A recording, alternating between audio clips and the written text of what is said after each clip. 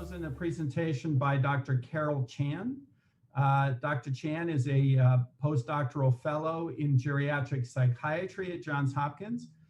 She is a graduate of the psychiatry residency at Johns Hopkins. The geriatric psychiatry fellowship is a one-year clinically oriented program, although Dr. Chan has been a star throughout her residency and has produced some very interesting research projects and publications. The reason I chose this today is because of a number of reasons. First of all, it's a small, tight project that can be presented in 30 minutes. Secondly, it's the kind of project that is innovative because it builds upon a larger study that you'll hear about, the STRIDE study.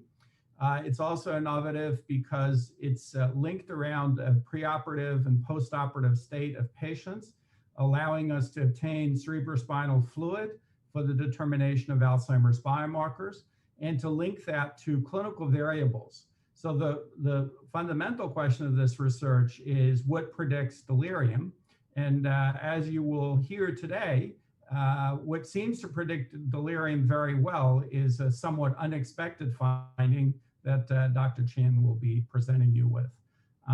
So without further ado, I'll give the floor to Dr. Chan. It's 8 minutes past the hour, and in about 30 minutes, we'll open it up for questions.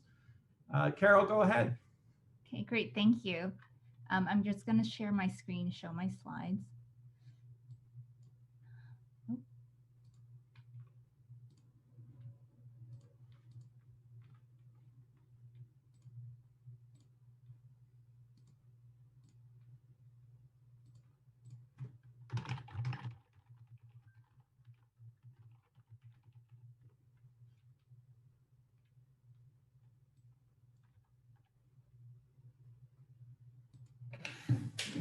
The host should enable it.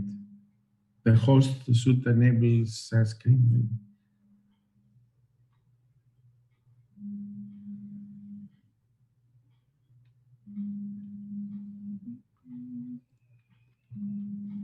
Carol, are you not able to get share screen? No, yeah, I can't share my screen right now. The host should enable it.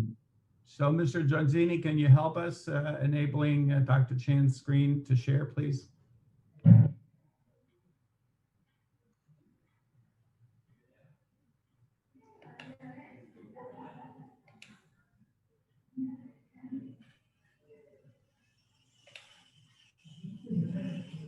The host is Qualisound.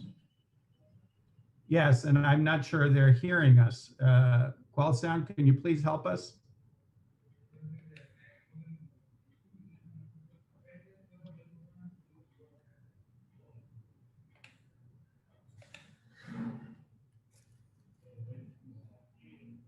Okay, thank you.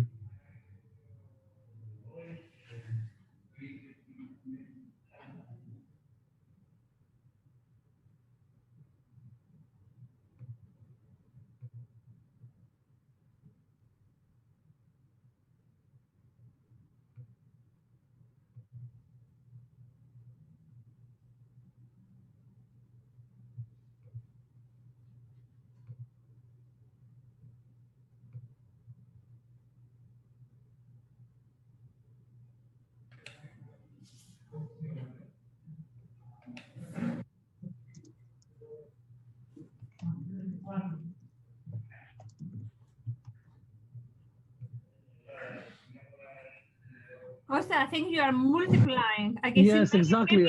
I can see many people with your name, Constantine Likasos. You have many clones. Exactly. That was also not.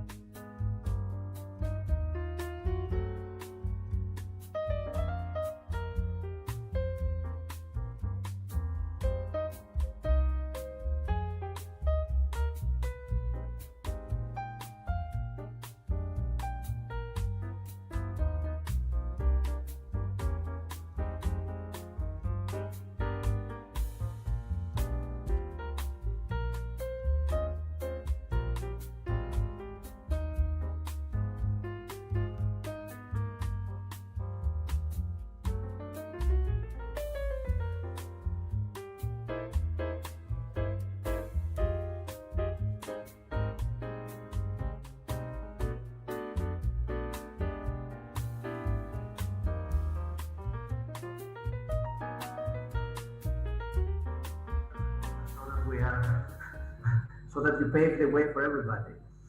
Yeah.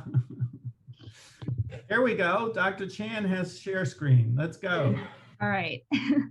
So, so today I'm going to be talking about mild depression as a predictor for postoperative delirium through some results from a recent study that was a clinical and CSF biomarker study. I don't have any specific disclosures and I won't be discussing any off-label use of medications. And just to give a brief outline of what I'm going to be talking about over the next half hour, I'm going to first just give a broad overview of basics of delirium, and then talk a bit about depressive symptoms as a prodrome of Alzheimer's disease. And then I'm going to bring these two concepts together through the results of the recent study. So delirium is a syndrome of acute changes in attention and cognition. It commonly occurs in a hospitalized population, especially in older adults, after they've been through some acute illness or surgery.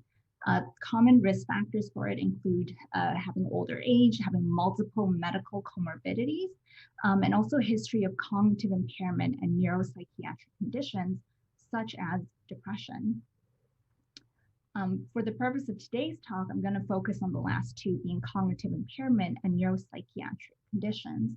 And it also happens that these two areas have been of growing interest, especially in the Alzheimer's dementia space. There's been increasing studies that have been looking at the relationship between neuropsychiatric symptoms and Alzheimer's disease through the whole disease spectrum. So they're very common in Alzheimer's disease, not just in people with severe dementia, but also in mild dementia and early stages of the disease. They can include symptoms like depression, anxiety, irritability, aggression, and even more recently, the attention has turned to looking at psychiatric symptoms even before the onset of the memory problems.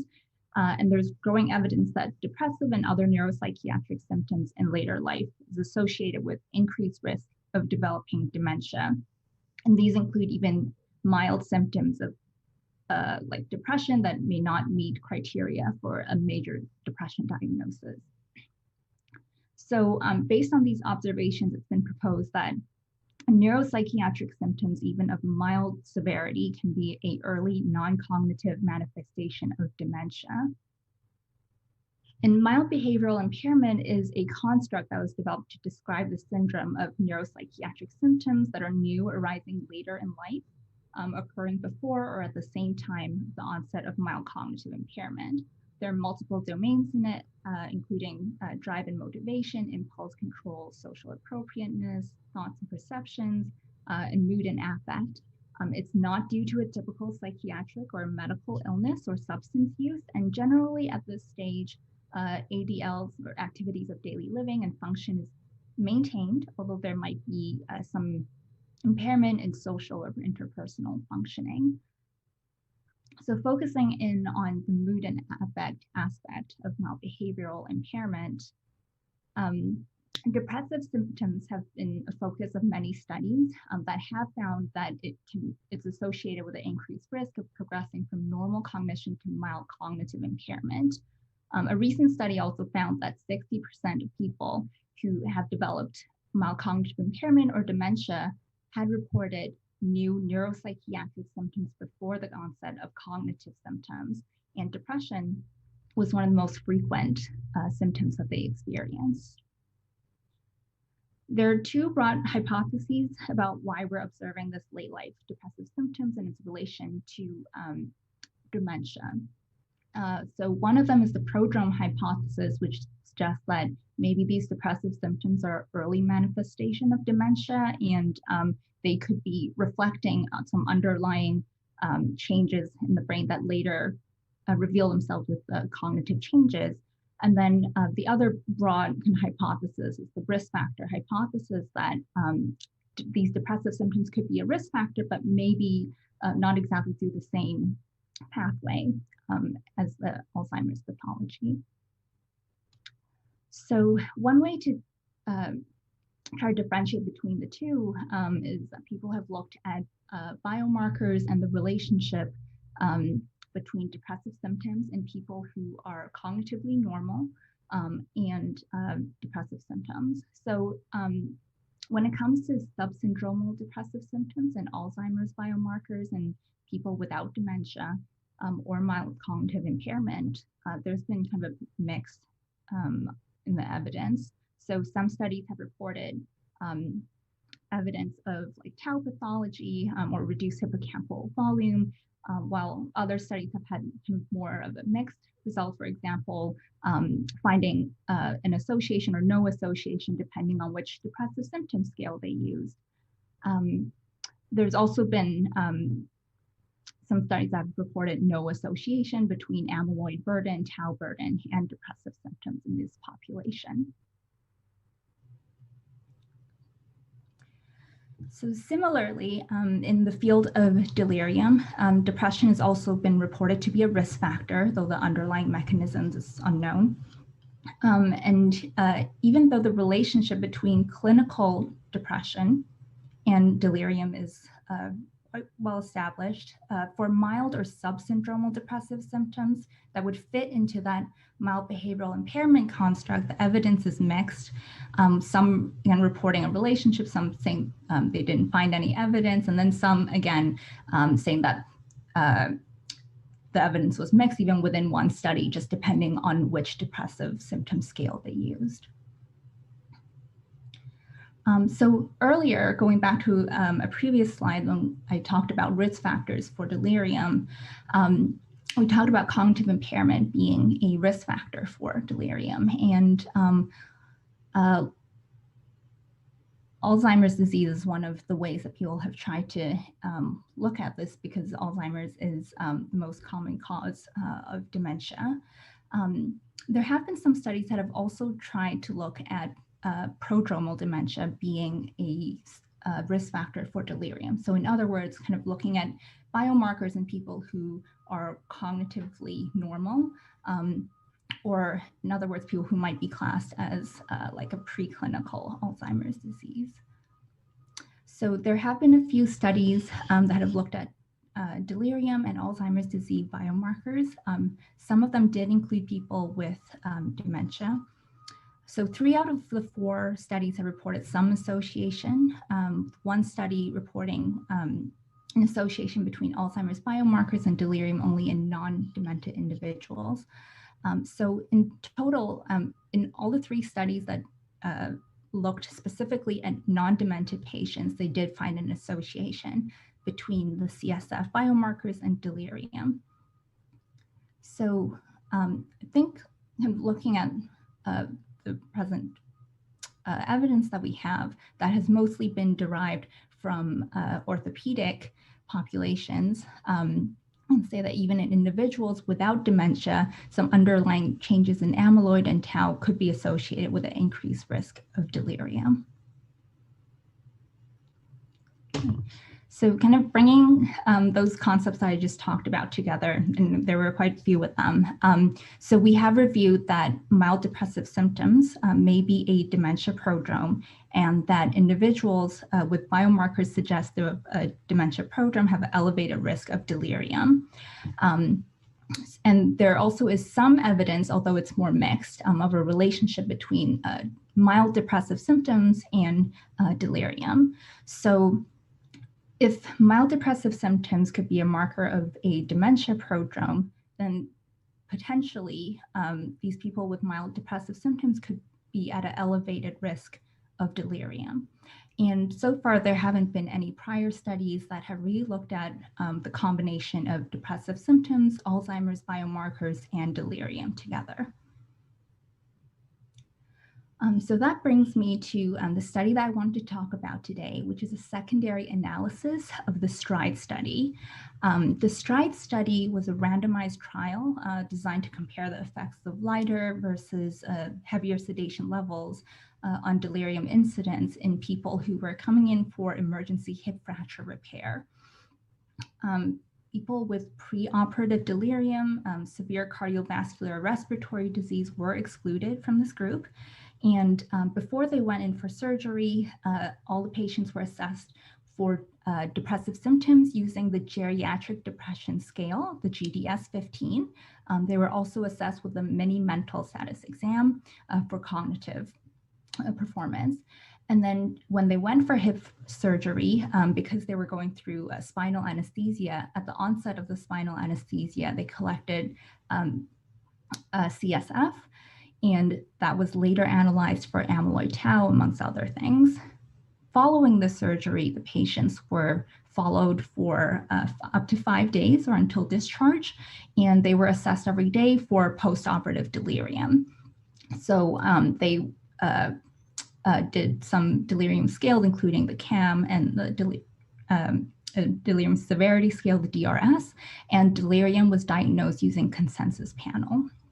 So in total, there were 199 patients who did have a geriatric depression scale completed.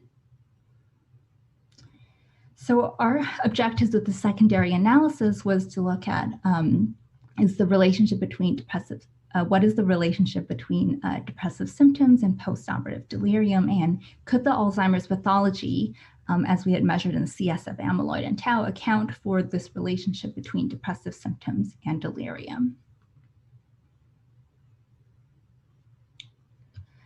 So just to go over some baseline demographics of this group, 41% of them had normal cognition, 48% with MCI, and 11% with dementia. 89% of the people here with normal cognition had a abnormal Alzheimer's disease biomarkers, and 99% with MCI had abnormal biomarkers. Most of the group had pretty mild depressive symptoms, so 5 is usually the cutoff that we use for depression using the GDS. So 85% of them had a GDS score below or equal to 5. And in terms of postoperative delirium, 37% developed postoperative delirium.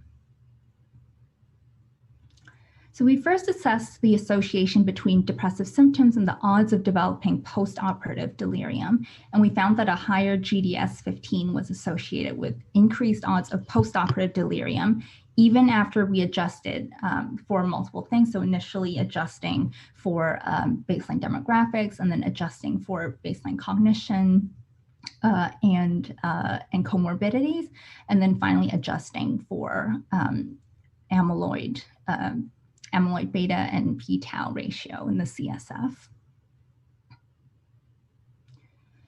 Next, we did an exploratory analysis using a machine learning program called Kappa tree analysis to identify the strongest predictor of delirium out of a list of 18 variables.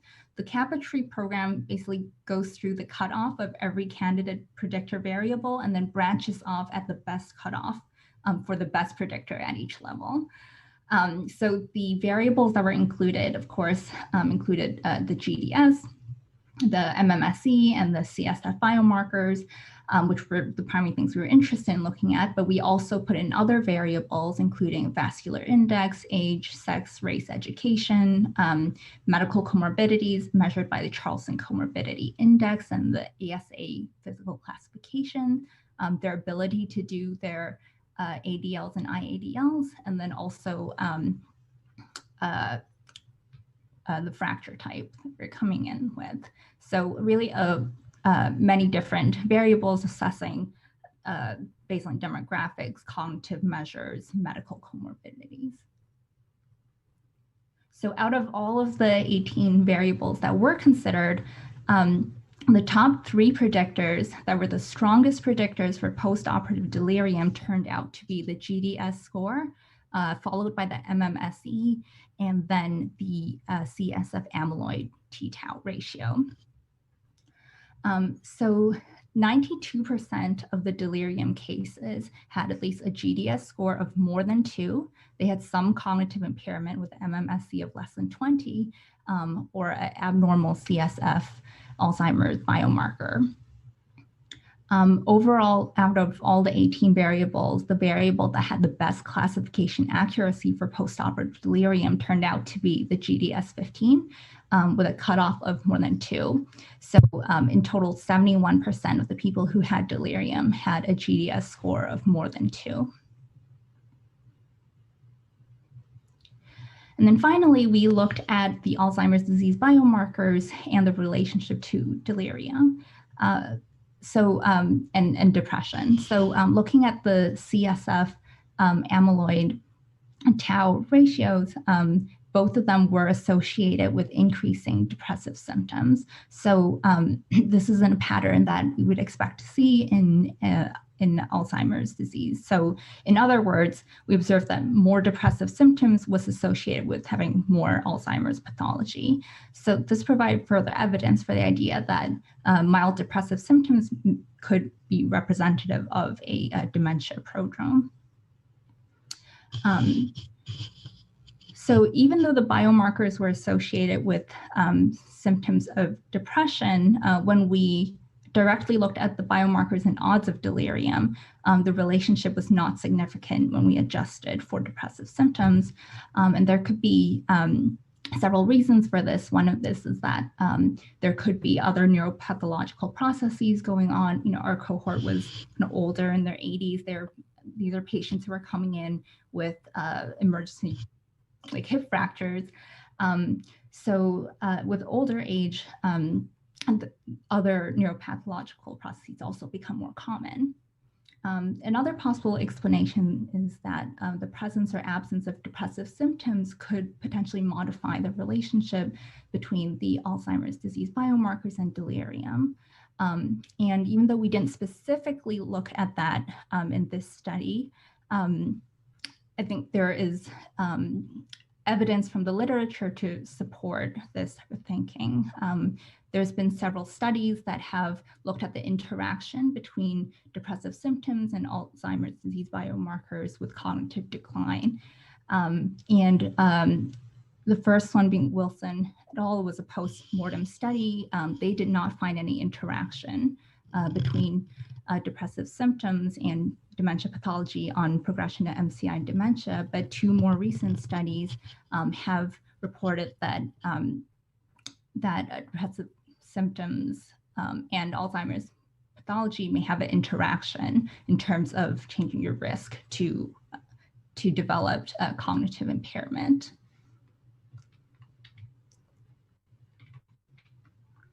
So in Gatchell et al., they had found that using amyloid PET, that depressive symptoms was associated with worse cognition, but only in people with higher amyloid burden. And in a paper we had published late last year, we found that depressive symptoms was associated with increased risk of MCI and dementia, but only in people with low Alzheimer's pathology. So, you know, still quite kind of mixed data there, and a lot more work needs to be done in this area to understand how depression might modify the relationship between Alzheimer's disease biomarkers and cognitive changes, and then in the context of this study, also delirium. So just to summarize the main findings from this, we found that a higher GDS-15 score was associated with higher odds of postoperative delirium, and that a GDS score of more than 2 was a stronger predictor of delirium than both cognition and Alzheimer's disease biomarkers. And just as a reminder that a GDS-15 score of 5 is the usual cutoff for depression. So we're talking about pretty mild symptoms here. And so mild baseline depressive symptoms may be a predictor for postoperative delirium, and they are a form of mild behavioral impairment, and potentially one of the explanations could be that the mild depressive symptoms are a reflection of a dementia prodrome, placing them at a higher risk of delirium after a hip fracture.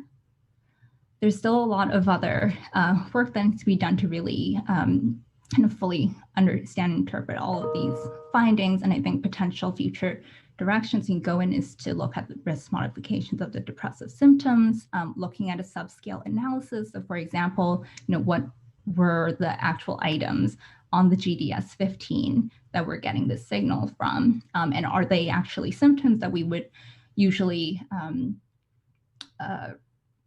relate to depression, or are they more of the symptoms that are more related to more physical symptoms? And then I think there's also room for looking at other neuropsychiatric symptoms beyond just depression. I have a lot of people to thank for this project, and including all my supervisors for this, and people who are involved in the STRIDE study too. Right, so that brings me to the end of my presentation. I'm happy to answer any questions. Wonderful job, Carol. Maybe you could pull back the share screen, and if needed, we can put it back up. So just a quick comment from me. I think you can tell why I called Dr. Chan a star before. And from my point of view, a great fellow is someone who's thorough and on time. She accomplished both of those. So let's open it up for a discussion. There are two ways to get questions out there. I think the group is small enough that you can just go ahead and unmute your mic and talk, or if you prefer to have someone read the question for you, put it in the chat and we'll take care of that. So floor is open for discussion. Let's make it vigorous. Can I ask? Nick, of course you can. We can't hear you very well.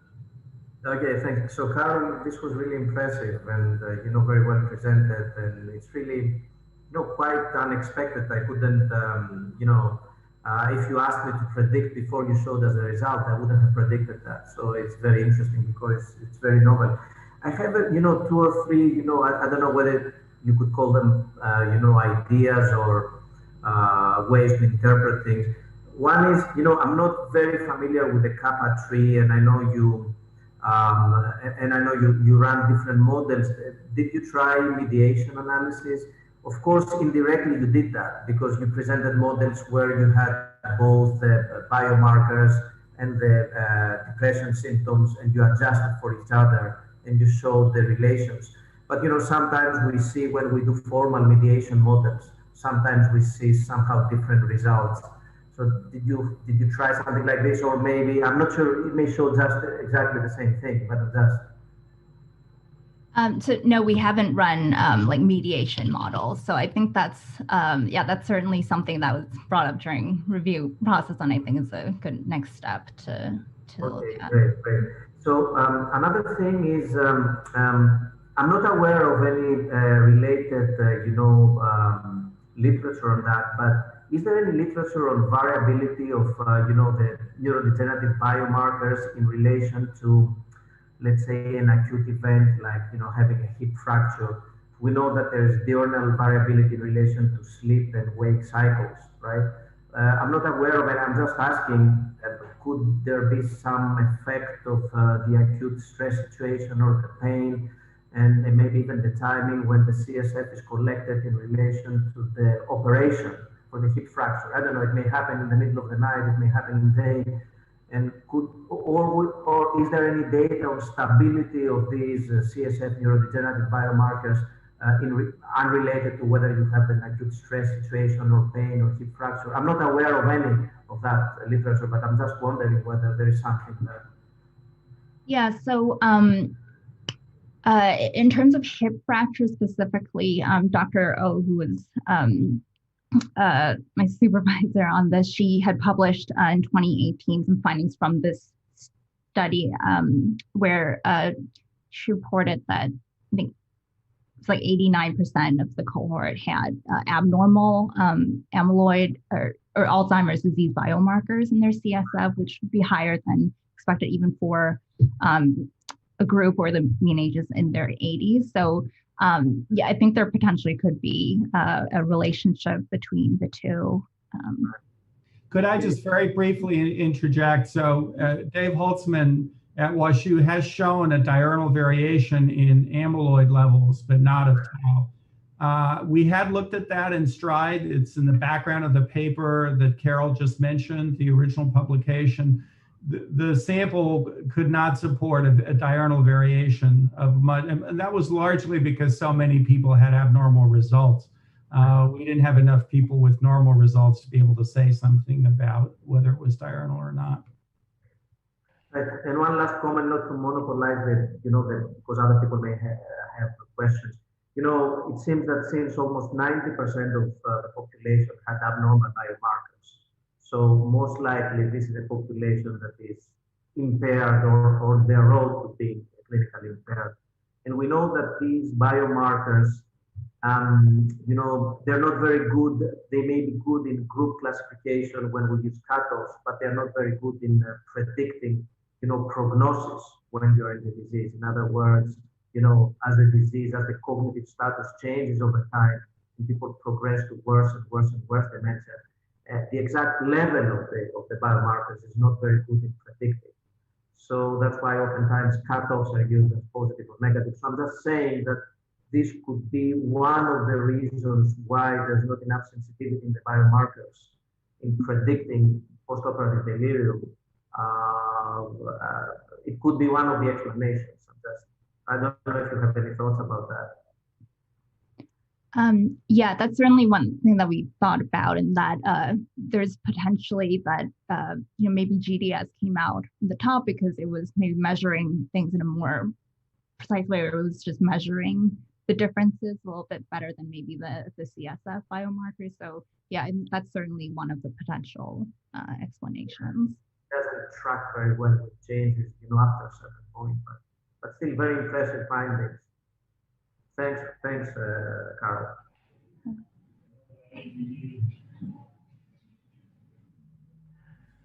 Yanni, go for it.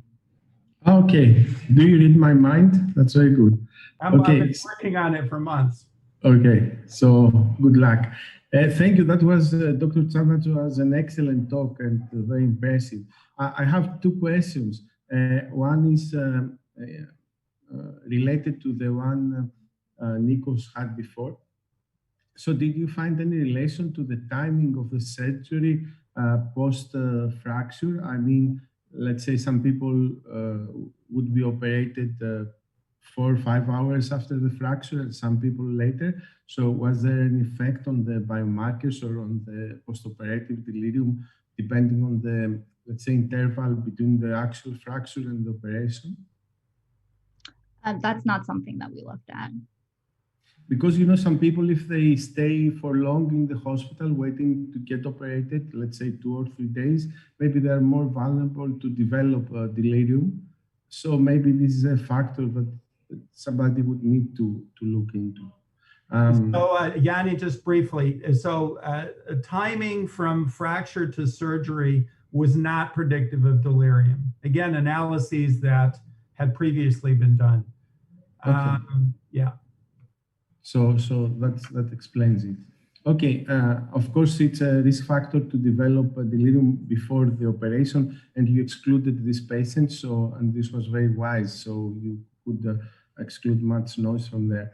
And also, basically, on the basis of your findings, do you think in the future there will be, because most of the people with hip fractures, they have the lumbar puncture and they can spare some cerebrospinal fluid. So do you think in the future there will be some place for routine measuring of some biomarker, not, let's say, exclusively a beta and tau, or some biomarker as a routine procedure in such operations? Yeah, I think this was a really great model that Dr. O had been working with, and that this was a good opportunity to collect the CS biomarkers. And I believe they have also analyzed for other biomarkers aside from amyloid and tau. So that's all kind of coming down the pipeline, I think. Okay, thank you. Costa, I would like to ask a question. Yeah, go ahead. Yes, I'm Alex Contes, not Constantine Liketso. Sorry for that. Thank you, Carol, for a very, very useful presentation, at least for me and for the rest of the group. One question is, was there a correlation association between MMSE and depressive scores? And whether, you might have said it, but I might have missed it. And also whether in one of your models you controlled for MMSE. And my second question is there a clinical experience, that's for you and for Kostas, whether if we treat people with mild depression, not of course after a fracture, does this reduce the risk of delirium? I said even if there is no studies, but just clinical impression. Thank you. Sure. So I don't think we specifically looked at MMSE and depression. However, in the models, we did adjust for MMSE in terms of looking at the relationship between depression and delirium. In terms of, I guess, clinical experience of treating depression, I guess that's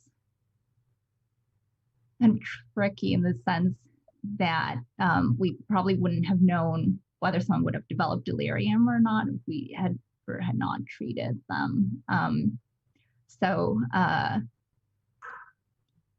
And especially in setting like this, like for example, this group, the people coming in needing emergency surgery, there's not much of like an opportunity to really correct. No, like, I meant in general, not just for this group. I meant in general, like, because there are many people, they're older, they come in the hospital for various reasons, and they look depressed. And if, let's say, even by clinical experience, those that they were put, let's say, on SSRIs, they did better in terms of delirium compared to those that they were not put. Just a clinical and observation study, sort of, or even an experience.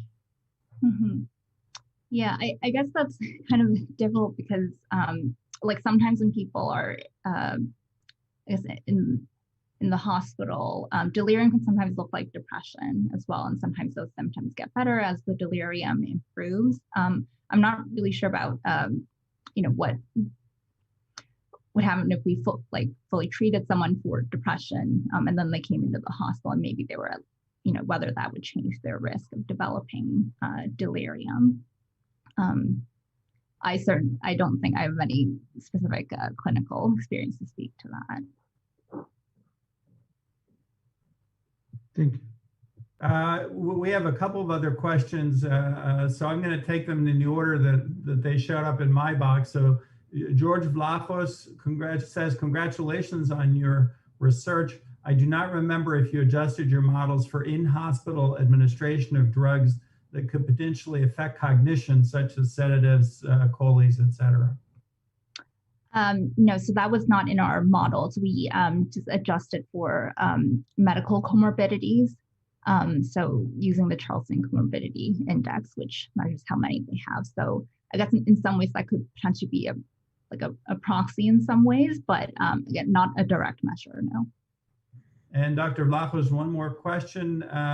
Were some of the patients with mild depressive symptoms on treatment, presumably for depression, and did that play any role?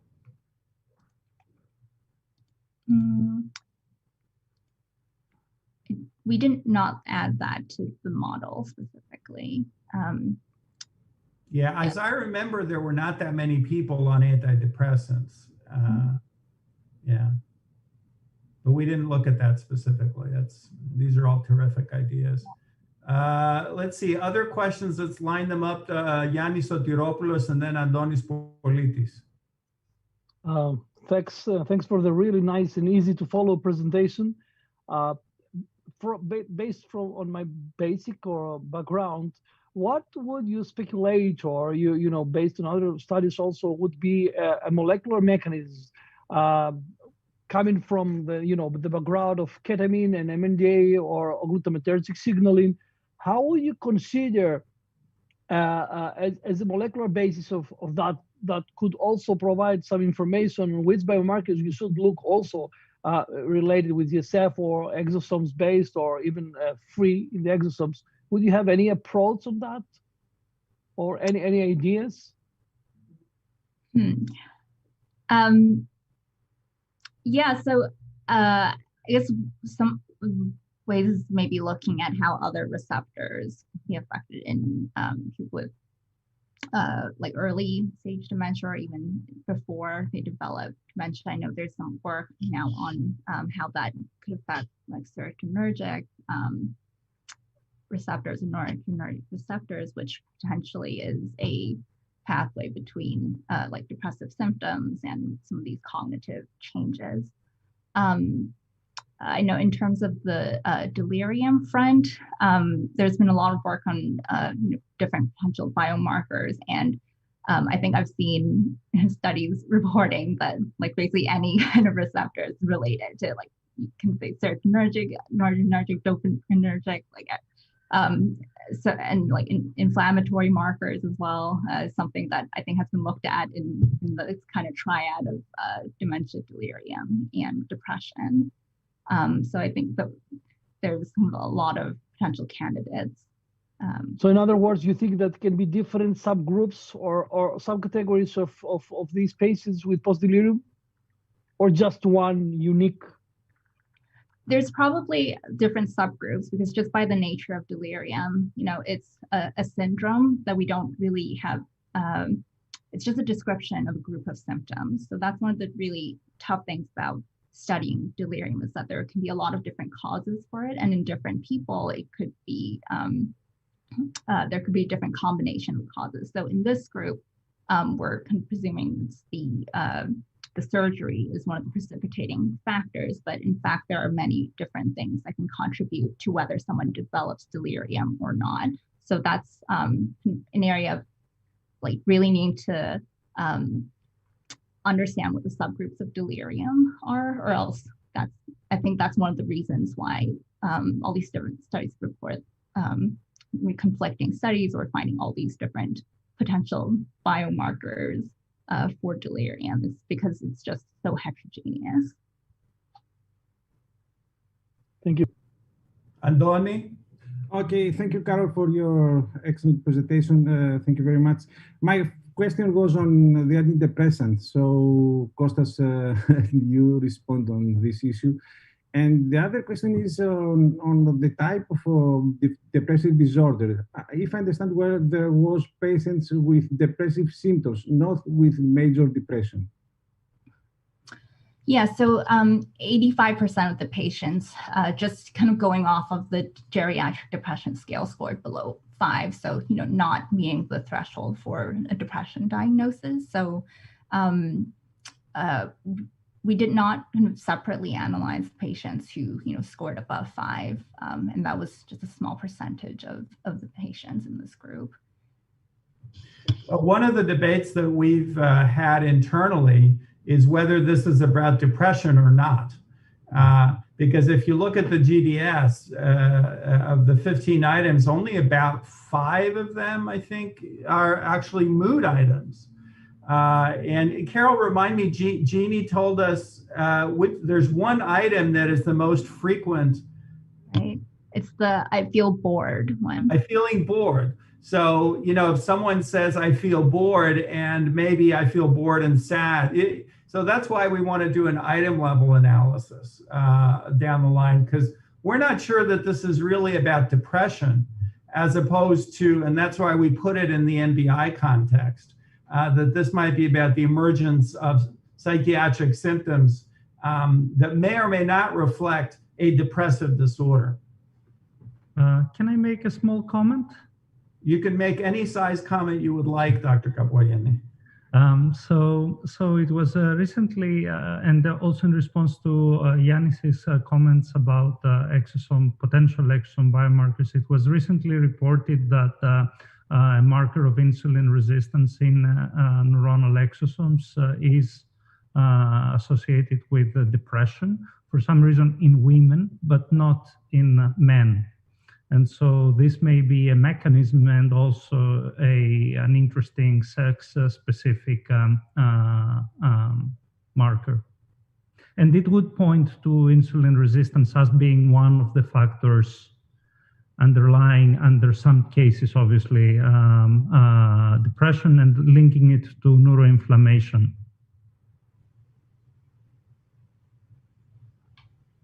Great point. I hear another emanation from Crete. Hi, everybody. Carol, thanks for the excellent presentation, and thank you all, the research team, for this wonderful work.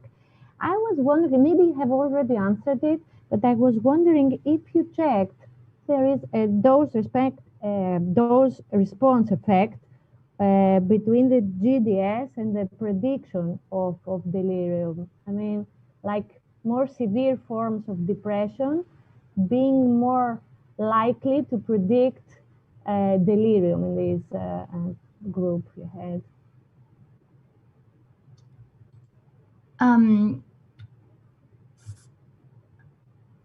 I'm trying to remember if we did.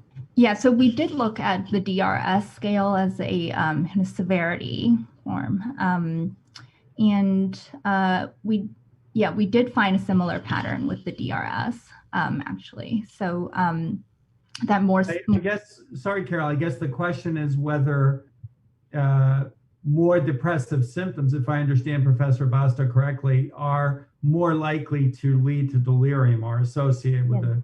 And I think one of your early models did show that for each incremental increase in depressive symptomatology, there was a small increase in delirium risk in the odds ratio. Yes. Thank you.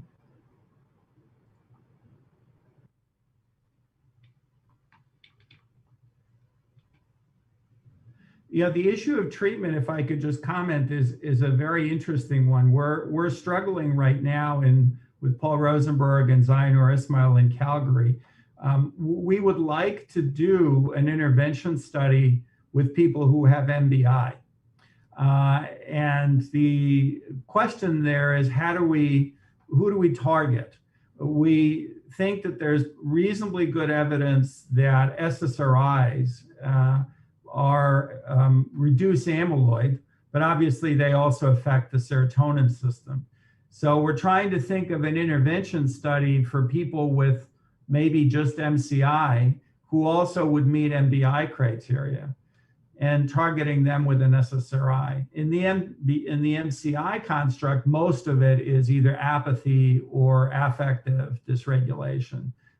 If you look at what kinds of MBI occur in various populations, this is work of Maura Mortby in Australia and Zainur Ismail in Canada. So that's ultimately, Aleko, you asked what I think is the right question. How do we turn this into a way of preventing delirium, of preventing dementia? It's an open question, but it's a whole new pathway, I think.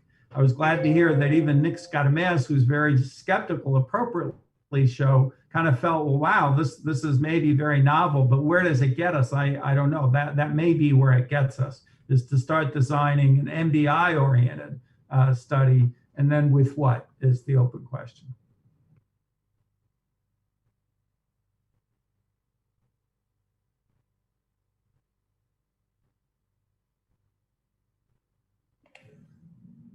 Yanni, go. So is there any recommendation for clinicians caring for these patients, like preventive measures, or let's say, depending on the geriatric depression scale or some other biomarker?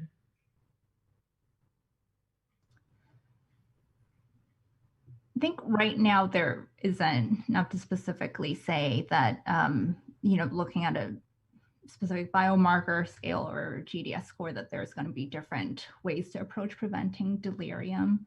I think there are very general ways that we all use to prevent delirium, things like reducing medications that could be deliriogenic, making sure there's not a reversal of the sleep-wake cycle, keeping the blinds up during the day, letting them sleep at night, having familiar faces, reorienting the patient.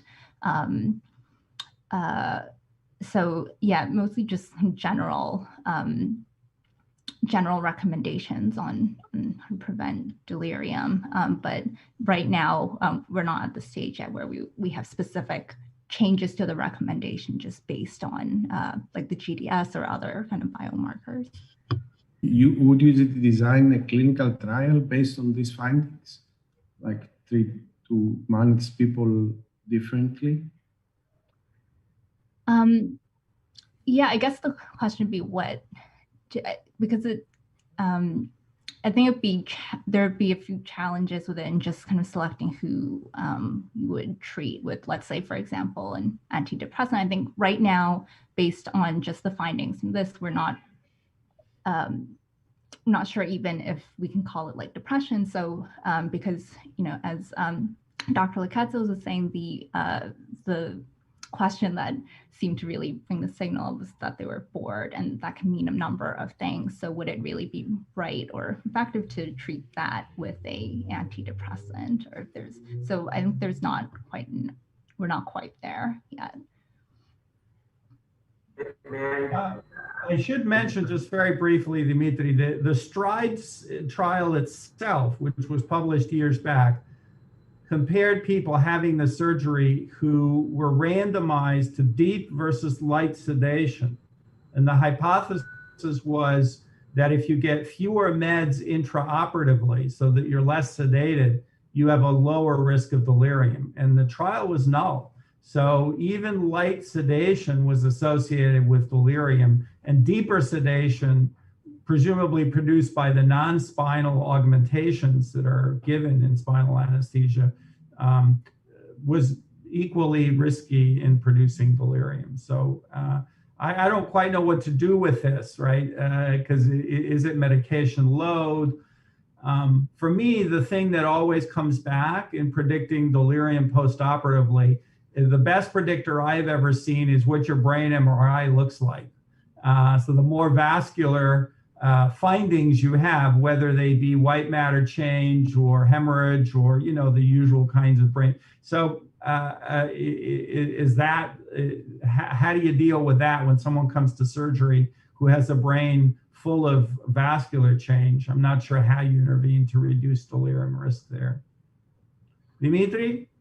Yeah, I just wanted, well, it's going to sound repetitive about the insulin thing, but there is a clinical trial currently being conducted at McGill in Canada, testing intranasal insulin perioperatively. You get one puff just right at the induction of anesthesia in people undergoing cardiac surgery. The rationale for that was largely based on having given intravenous insulin during surgery, but that requires a lot of monitoring of blood glucose and anesthesiologists hated it, among like a gazillion other things that you have to monitor. Here you're infusing insulin, and so they're doing actually, but intravenous insulin had been shown before that decreases chance of delirium and postoperatively, at least for this large open heart surgery. And now if intranasal insulin has a positive effect, that would be much easier to do. And presumably intranasal is brain delivery with very little peripheral effect. Yeah, that's the rationale, and that's why you know, the anesthesiologist wouldn't have to worry about the levels of glucose.